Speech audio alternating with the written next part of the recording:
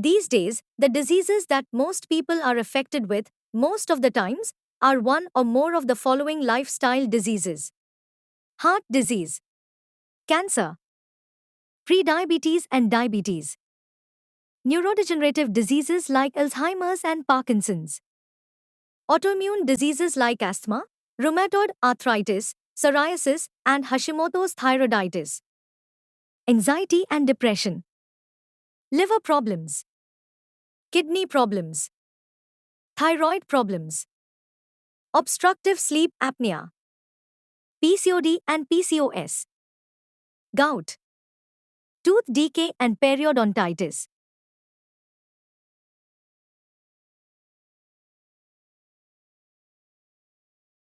When you take a look at these diseases, they seem so different.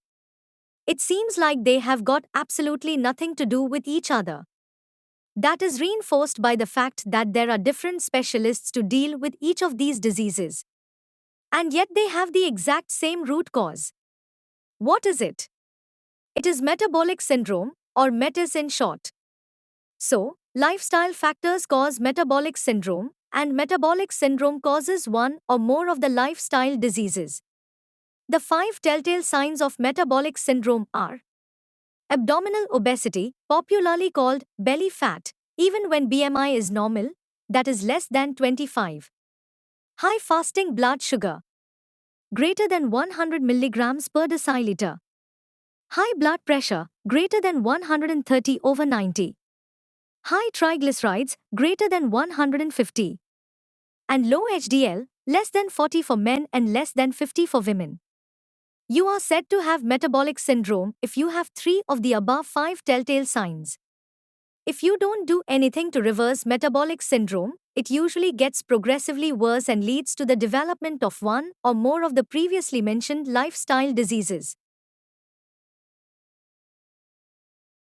However, the good news is that metabolic syndrome can be reversed.